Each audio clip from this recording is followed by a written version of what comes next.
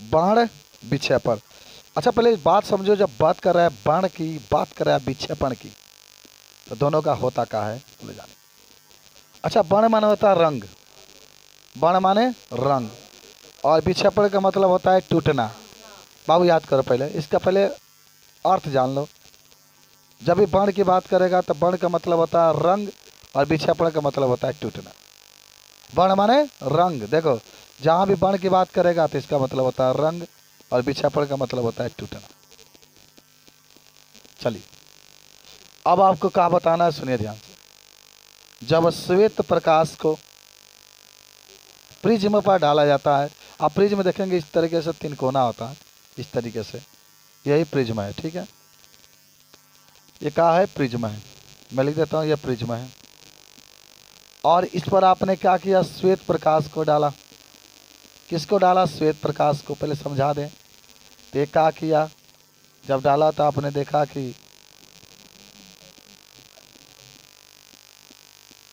चलिए बिग गई। और हाँ तो देखिए खूब ध्यान से, श्वेत प्रकाश को आपने प्रिज्म पर डाला। जब श्वेत प्रकाश को प्रिज्म पर डाला जाता है, और ये जब श्वेत प्रकाश को प्रिज्म पर डाला जाता है, और वो प्रकाश को 7 रंगों में तोड़ देता है। 7 रंगों में क्या करता है, तोड़ देता है। याद करो,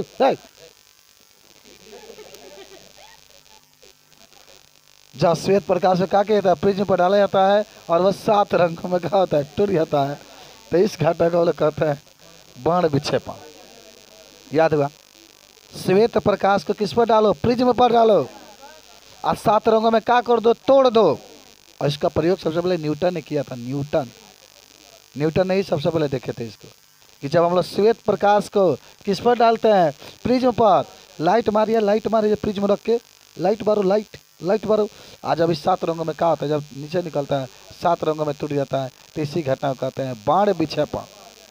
बाण विक्षेपण, बताओ सबको याद हुआ का। थोड़ा सा एक लाइन लिख देते हैं कि आप याद रखेंगे कि जब श्वेत प्रकाश को प्रिज्म पर डाला जाता है, प्रिज्म पर डाला जाता है, तो वह 7 रंगों में टूट जाता है। 7 रंगों में टूट जाता है, टूट जाता है। तो इस घटना को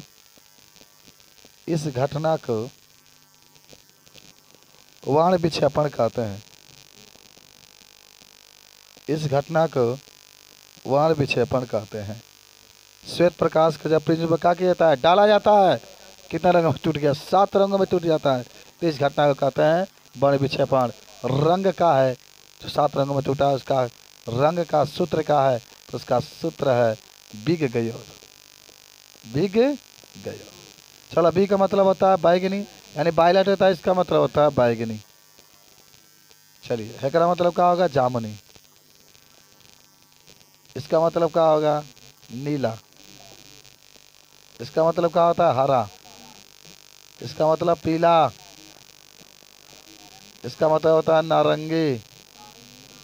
इसका मतलब होता है लाल। इसका तरंग दर कितना होता है, सबसे कम होता है तरंग दर 3900 एंगस्ट्राम। अच्छा ये लिखना, तो ऊपर एक बिंदी दे देना।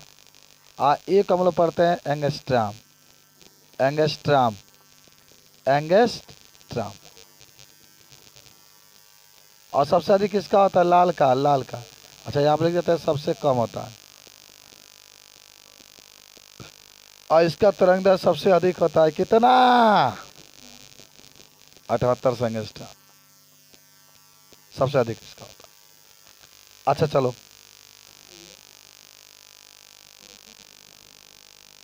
और कुछ बात नोट में लिख देते हैं हम आपको। सबसे अधिक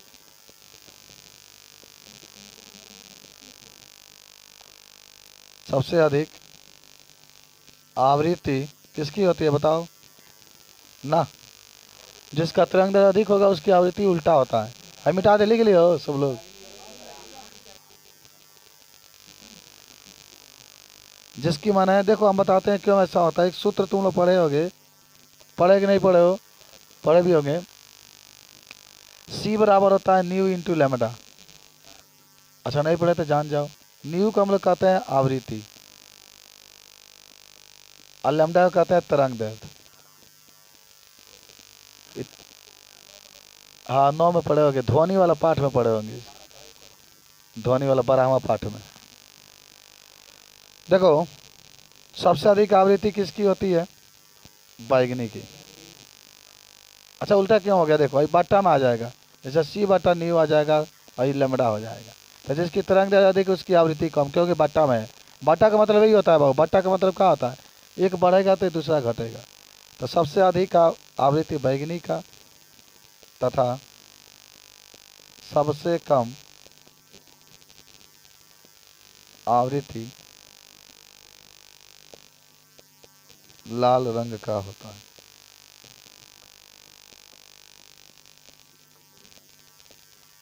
सबसे अधिक आवृत्ति बैगनी का तथा सबसे कम आवृत्ति लाल रंग का होता है, ये ध्यान रखना है। चलो अपर्तनांक की बात करेंगे, सबसे अधिक किसका होगा बताओ? लाल रंग का अपर्तनांक अधिक होता है।